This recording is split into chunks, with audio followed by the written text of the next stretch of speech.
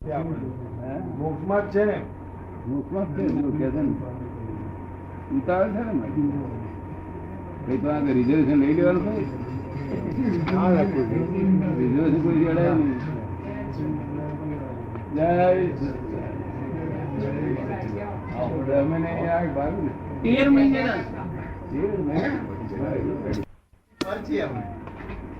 નામ રૂપ થી પર છીએ આપણે. હા સચ્ચિદાનંદ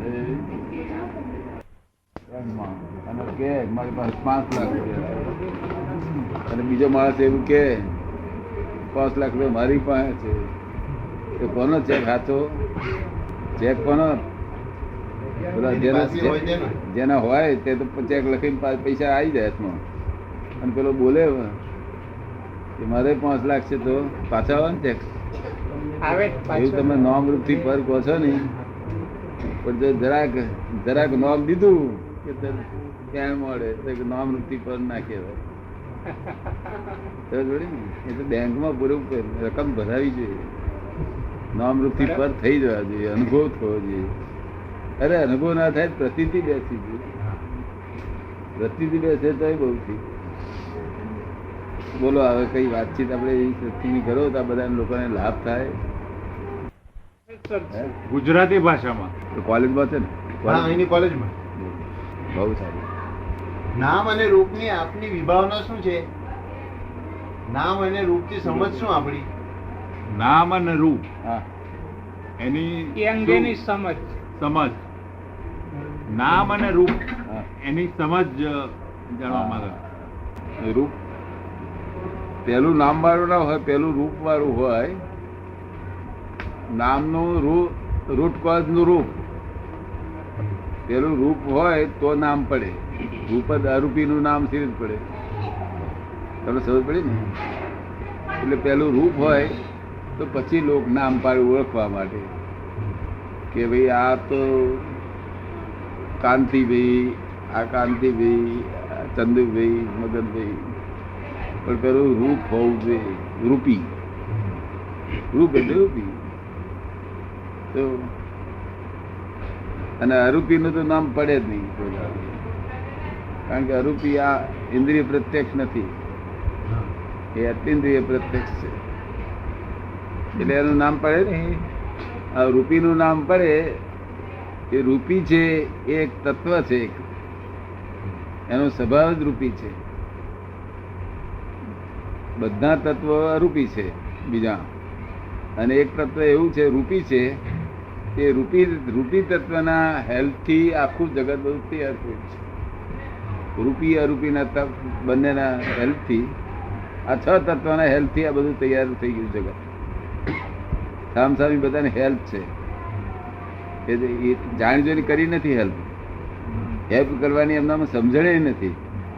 ફક્ત એની મારે કુદરતી રીતે જ ભેગા થઈ ગયા છે અને પરિવર્તન થયા કરે. નિરંતર પરિવર્તન થયા કરે છે. શું થાય છે? પરિવર્તન, નિરંતર પરિવર્તન. એટલે અવસ્થાઓ બદલાયા કરે છે. એટલે આપણે નામ રૂપને જોયા કરીએ.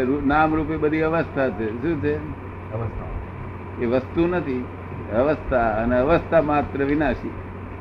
જો જેટલી અવસ્થાઓ છે બધી વિનાશી છે. અવસ્થાને રિલેટિવ કહીએ છીએ આપણે. શું કહીએ છીએ? Relative. All these relative are temporary adjustments, and you are permanent and real. You are permanent and real. નામ રૂપનું આપણે સમજમાં આવ્યું. ન્યાયમાં રૂપને ચક્ષુ માત્ર ગ્રાહ્ય કહ્યું છે. રૂપ માત્ર ચક્ષુનો જ વિષય છે. રૂપ માત્ર ચક્ષુનો જ વિષય છે. ચક્ષુએ જ ગ્રાહ્ય કર્યું છે રૂપને. એવું છે. રૂપ મૂળ સ્વાભાવિક રૂપ છે એ ચક્ષુગમ્ય નથી. સ્વાભાવિક રૂપ છે તે. આ વિશેષ ભાવી રૂપ છે એ ચક્ષુગમ્ય છે. અને આ જગતમાં બધું વિશેષ ભાવ રૂપથી સ્વાભાવિક રૂપ છે એ વિનાશી નથી. ને? અને આ વિશેષ ભાવી રૂપ છે, ટેમ્પરરી છે. હવે રૂપ અને નામને શું સંબંધ છે? રૂપ અને નામને શું સંબંધ છે? રૂપ બધું રૂપી જ છે. ઓળખાય છે રીતે લોકોએ નામ આપ્યું કે આનું નામ ગાય આને કહેવાય, આને ભેંસ કહેવાય, આનું ગબડ બળદ કહેવાય.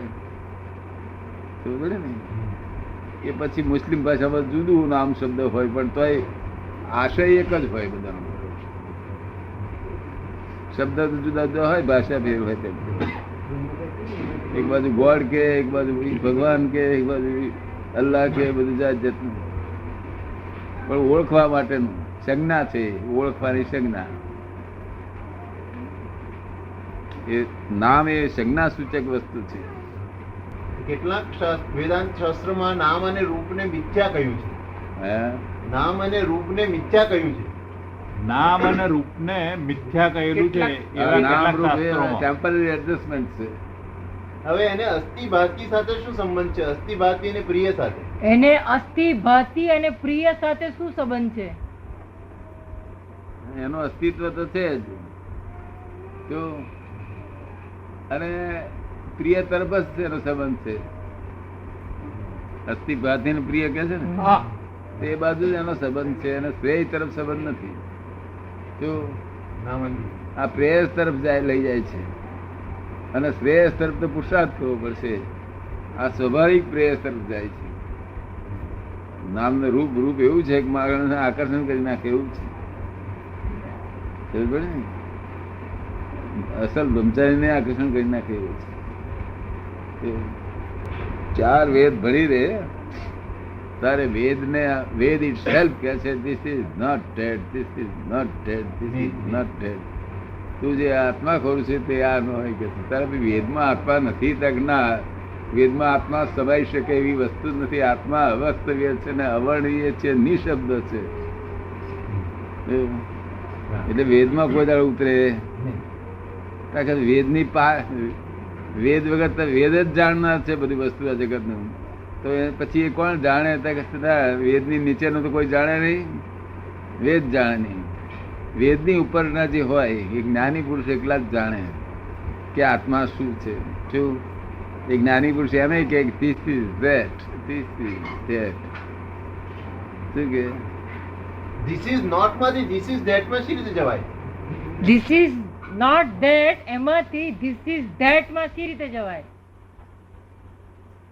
ધીસ ઇઝ નોટ ધેટ માંથી ધીસ ઇઝ ધેટ માં જવા માટે વેદ જ્ઞાનની જરૂર છે. વેદ જ્ઞાન.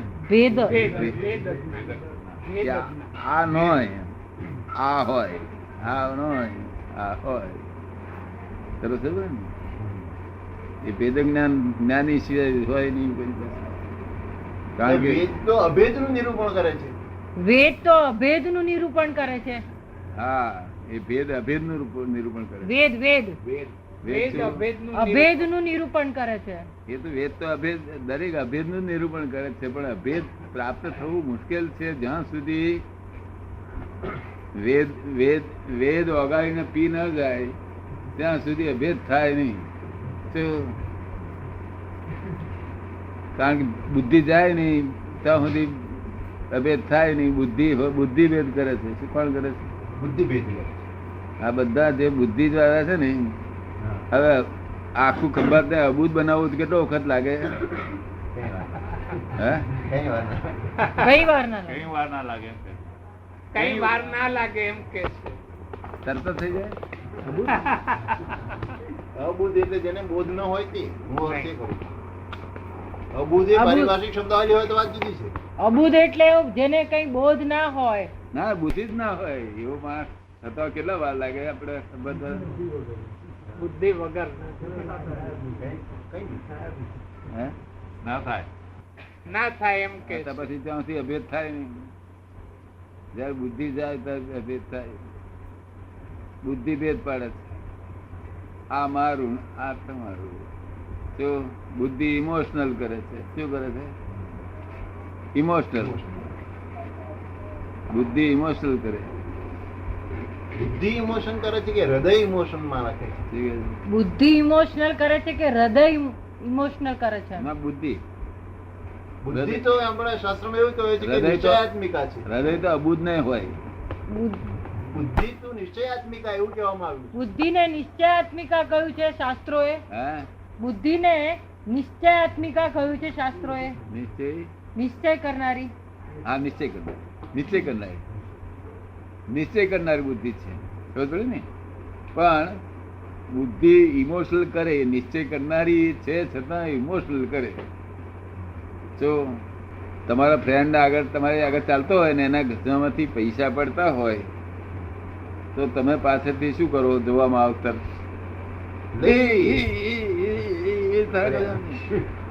તને સમજ? હવે આપડી આ ટ્રેન છે એ ઇમોશનલ થાય, શું થાય? માની ન પડે બધા. હે? હવે ટ્રેન જેમ મોશન માં રહે છે એમ મનુષ્ય ઇમોશન માં રહેવું જોઈએ. શું કહ્યું? ઇમોશનલ ના, ઇમોશનલ થાય તો અનંત જીવો મરી જાય. પોતાની અંદર જીવો એટલા બધા છે, ઇમોશનલ થયો બધા જીવો મરી જાય. આપણે ગાડી ઇમોશનલ થાય ને બધા મરી જાય. આ તમારે સમજમાં આવ્યું? એટલે ઇમોશનલ બહુ નુકસાન કરતા છે. એટલે આ વર્લ્ડમાં હું એકલો જ એવો છું કે જેને બુદ્ધિ નામે નથી. મારે બુદ્ધિ નામ નહીં. પણ બુદ્ધિના સાક્ષી તો છો ને. કે છે બુદ્ધિના સાક્ષી તો છો ને એમ. હે? બુદ્ધિના સાક્ષી છો ને. સાક્ષી તો ખરા, સાક્ષી તો બધા, પણ બુદ્ધિ નથી બને. એટલે અમે એ તો ઉચ્ચતર ભૂમિકા કહેવાય. પુસ્તકમાં લખ્યું છે કે અમે અબૂધ થયા જ છીએ, અબૂધ થયા છીએ. એટલે બુદ્ધિની અતીત થયા છે, પાર થયા છો. બુદ્ધિ નથી એવું ના કહેવાય. એમ કે છે કે બુદ્ધિની પાર થયા એ છે. બરોબર, પાર થયા જ કહેવાય. હા. આમ ખરી રીતે લોકોને સમજાવવા માટે અમે એને અબૂધ કહીએ. બરાબર. તો એમને કેવું કરું બુદ્ધિની પાર કહેતા એવું છે. બે પ્રકારનો પ્રકાશ છે. એક પ્રકાશ છે તે ઇનડિરેક્ટ પ્રકાશ છે અને બીજો ડિરેક્ટ પ્રકાશ છે. આત્માનો ડિરેક્ટ પ્રકાશ એને જ્ઞાન કહીએ છીએ આપણે. એને સ્વયં પ્રકાશ અને પરપ્રકાશ કહેવાય. હા, સ્વયં પ્રકાશ અને પરપ્રકાશ. સ્વયં પ્રકાશ નો જે આપણને લાભ મળે એ ડિરેક્ટ પ્રકાશ કહેવાય. ડિરેક્ટ પ્રકાશ તેને આપણે જ્ઞાન કહીએ છીએ. અને જે ઇનડિરેક્ટ પ્રકાશ તેને આપણે બુદ્ધિ કહીએ છીએ. ઇનડિરેક્ટ પ્રકાશ. હવે ઇનડિરેક્ટ પ્રકાશ એટલે શું? કે છે કોઈ અહીંયા અરીસો હોય, આ તો સિબિલી બતાવું છું. હા, હા, બરાબર. મોટો અરીસો હોય, સૂર્યનારાયણ નું અજવાળું પડ્યું એની પર, એટલે સૂર્યનારાયણ નો ડિરેક્ટ પ્રકાશ કહેવાય. એની પર પડ્યું એટલે. હા, અને એનું અજવાળું જો રસોડામાં પડતું હોય હા, તો પેલું ઇનડિરેક્ટ પ્રકાશ છે. તેવું ઇનડિરેક્ટ પ્રકાશના આધારે આ જગત ચાલી રહ્યું છે. લોકો આપ સમજમાં આવે ને? એટલે અમારે ઇનડિરેક્ટ પ્રકાશ જતો રહ્યો અને ડિરેક્ટ પ્રકાશ થયો. એટલે અમારે જ્યાંથી ત્યાંથી બોલીએ ત્યાંથી બધું શાસ્ત્રમય જ હોય. એને પછી બીજું ફોડ ના પાડવાનો હોય. એટલે હવે ઇનડિરેક્ટ પ્રકાશ અને ડિરેક્ટ પ્રકાશનો અર્થ શું? કે અહંકારી જ્ઞાન. બુદ્ધિ જ્ઞાન તો ખરું, નોલેજ તો ખરું ને, પણ એ અહંકારી નોલેજ છે. કેવું છે? અહંકારી. આ જાણ્યું, આ મેં જાણ્યું, આ મેં જાણ્યું, આ મેં જાણ્યું, એટલે બુદ્ધિ કહી. અને નિરહંકારી જ્ઞાન એ જ્ઞાન કહેવાય. જ્ઞાન સ્વરૂપ. નિરહંકારી. આપ સમજ આવે ને? હવે સી રીતે આ અમને ડિરેક્ટ પ્રકાશ મળે છે? ત્યારે કે છે મનુષ્ય માત્ર ને જેમાં સૂર્યમાંથી અરીસો ખરો ને, તે અરીસાના થ્રુ છે તે આપણને એ થાય છે મીડિયમ. વાયા મીડિયા છે. હે? વાયા મીડિયા. અરીસો મીડિયમ છે. હા, એના આધારે આપણે રસોડામાં એ થાય છે. તો આ બુદ્ધિ જ કયા મીડિયમ થી પ્રાપ્ત થાય તે આપને સમજમાં આવું કે આત્માનો જે સ્વયં પ્રકાશ એ છે તે ઇગોઇઝમના થ્રુ થાય બહાર આવે છે, એ બુદ્ધિ છે. એટલે જેનો જેવો ઇગોઇઝમ તે પ્રમાણે પ્રકાશ. ગાઢો ઇગોઇઝમ હોય તો પ્રકાશ બી ગાઢો હોય. જો ડાપણ વાળો ઇગોઇઝમ હોય તો પ્રકાશ બી ડાયો. હવે એ ઇગોઇઝમ હમણાં ખલાસ થઈ ગયું એટલે અમને ડિરેક્ટ પ્રકાશ મળ્યો. ઇગોઇઝમ વાળી શૂન્યતા પર પહોંચ્યું એટલે ડિરેક્ટ પ્રકાશ. જો ઇગોઇઝમ હોત ને તો એનું થ્રુ આવત મને. અને તો હજી કડાપો જંપો થયા કરે. એ ઇગોઇઝમ ને સમાપ્ત કરવાનો કોઈ પ્રશસ્ત માર્ગ છે? ઇગોઇઝમ ને સમાપ્ત કરવાનો કોઈ પ્રશસ્ત માર્ગ છે? હા, માર્ગ ના હોય તો ઇગોઇઝમ ઉત્પન્ન જ ના થાય. જેને જે જન્મ્યું નહીં એનું મરણ હોય જ. આ જગતમાં જે જન્મ્યું એનું મરણ જ હોય જ. શું? પણ લોકોને જડતો નથી રસ્તો, સમજો ને. હવે એને ઇગોઇઝમ તો ખાલી થાય ક્યાં આગળ થાય? કે જેને ઇગોઇઝમ ખાલી કર્યો હોય ત્યાં આપણે જે ભાઈ મારો ઇગોઇઝમ ખાલી થાય એવું કરો, કૃપા કરો, તો એ થઈ જાય. બાકી જેની પાસે ઇગોઇઝમની સિલક જ હોય એ આપણે ઇગોઇઝમ સિદ્ધ કરી શકીએ. આપણે સમજમાં આવે છે ને? એટલે અમારી પાસે તમારું ઇગોઇઝમ કાઢી હતી બધો.